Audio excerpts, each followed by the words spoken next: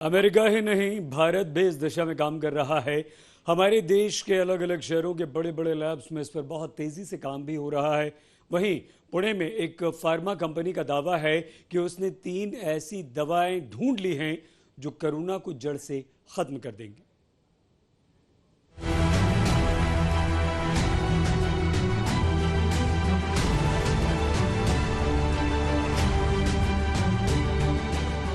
America को पक्का यकीन होने लगा है कि उसे कोरोना का रामबाण इलाज मिल गया है।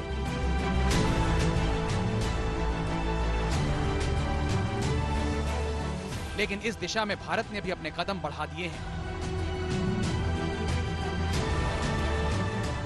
दोनों देशों के बीच 12,000 किलोमीटर से भी ज्यादा की दूरी है, लेकिन कोरोना की वैक्सीन ढूंढने के मामले में 2 गज की भी दूरी नहीं।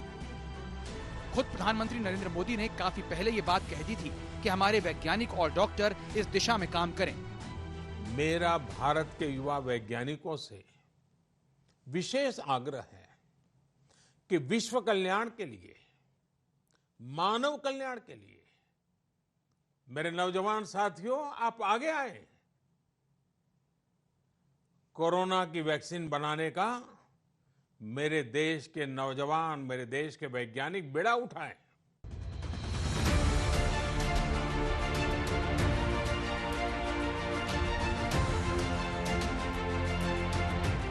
प्रधानमंत्री कार्यालय की तरफ से पीएम केयर्स के जरिए अलग अलग वैक्सीन प्रोग्राम के लिए 100 करोड़ रुपए की मदद का ऐलान किया गया। हिंदुस्तान में कई मेडिकल और केमिस्ट कंपनियां इस दिशा में काम कर रही हैं। इसके लिए सरकार की मदद से 14 बड़े प्रोजेक्ट्स पर काम हो रहा है। इनमें 4 पुणे में, 3 हैदराबाद में, एक अहमदाबाद, वेल्लूर, दिल्ली, इंदौर, तिरुवनंतपुरम और मोहाली में स्थित हैं। भारत की इन कोशिशों की तारीफ खुद अमेरिका के राष्ट्रपति डोनाल्ड ट्रंप ने भी की है। India has been so great, and as you know, your prime minister has been a very good friend of mine. I just got back a short while ago from India recently, and we're working very much with India too. And we have a tremendous Indian population in the United States, and many of the people that you're talking about are working on the vaccine too. Great scientists and researchers. वैसे पुणे में एक pharma research company नोवलिट pharma का दावा है कि उसने corona की दवा खोज ली है। इस कंपनी का दावा है कि उसने 2200 दवाओं में 42 दवाइयों को ढूंढ निकाला। इनमें से 3 ऐसी दवाइयां हैं जो कोरोना का सटीक और रामबाण इलाज हैं, लेकिन इनमें से कोई दवा हाइड्रोक्सीक्लोरोक्विन नहीं है। कंपनी का दावा है कि कोरोना को मारने की दवा तो दुनिया में पहले से मौजूद है, बस किसी को पता नहीं था।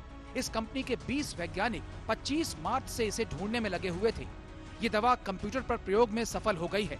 अब इंसान पर इनमें से एक दवा की ट्रायल के लिए drug controller general of India से इजाजत मांगी गई है। इजाजत मिली तो 20 दिन के अंदर 5 अस्पतालों में करीब 150 कोरोना मरीजों पर इसका असर देखा जाएगा। हम कोविड-19 शुरू होने के बाद हम लोगों ने एक स्पेशल ग्रुप बनाया जिसका रिसर्च फोकस सिर्फ अप्रूव्ड ड्रग्स में से कौन से ऐसी दवाइयां हैं जो कोविड-19 में उपयोगी हो सकती है, ये ढूंढना है। इसमें हम लोगों ने पहले 42 ड्रग्स को शॉर्टलिस्ट किया और उसमें से अभी हम लोगों के पास 3 कैंडिडेट ऐसे हैं, 3 ऐसे अप्रूव्ड ड्रग्स हैं जिनमें हमको लगता है कि उसमें अपार क्षमता है कोविड-19 से लड़ने के लिए। यहाँ के साइंटिस्ट लोगों को विश्वास है कि जो भी एक्सपेरिमेंट्स उन्होंने किए हुए हैं, उनके जो रिजल्ट्स इन्हें कंप्यूटर पर मिले हैं, उससे इन्हें पूरी आशा है कि इन्होंने जो दवाई ढूंढ के निकाली है उससे कोरोना वायरस महामारी पर जीत हासिल हो सकती है। चाहे अमेरिका हो या भारत, दोनों की जहां अच्छी दोस्ती है, वहीं दोनों ही देश कोरोना के सताए हुए हैं। 15,50,000 से ज्यादा मरीजों के साथ अमेरिका दुनिया में कोरोना पीड़ित सबसे बड़ा देश है, जहां करीब 92,000 लोगों की मौत हो चुकी है। वहीं भारत 1,01,000 से ज्यादा मरीजों के साथ 11वें नंबर पर है, जहां 3100 से ज्यादा लोग कोरोना से जान गंवा चुके हैं। भारत एक तरफ कोरोना की दवा और वैक्सीन पर शिद्दत से काम कर रहा है, तो दूसरी तरफ वो अपनी पुरानी आयुर्वेदिक परंपरा के जरिए भी इसका इलाज ढूंढने में लगा हुआ है। आयुष की कुछ दवाइयाँ जैसे अश्वगंधा है, यष्टि मधु है, या गुडुचि पिपाली है, या आयुष 64 है, ये दवाओं के बारे में व्यापक क्लिनिकल ट्रायल्स आज शुरू हो रहे हैं। ये सारे मंत्रालय मिलकर कर रहे हैं देश में। भारत ने लॉकडाउन के जरिए कोरोना के मामलों पर बहुत हद तक नियंत्रण पा लिया, लेकिन कोरोना की मर्ज पर संपूर्ण वार तो इसकी दवा या वैक्सीन से ही होगा। कोशिश जारी है। पुणे में पंकज खेलकर के साथ आज तक ब्यूरो।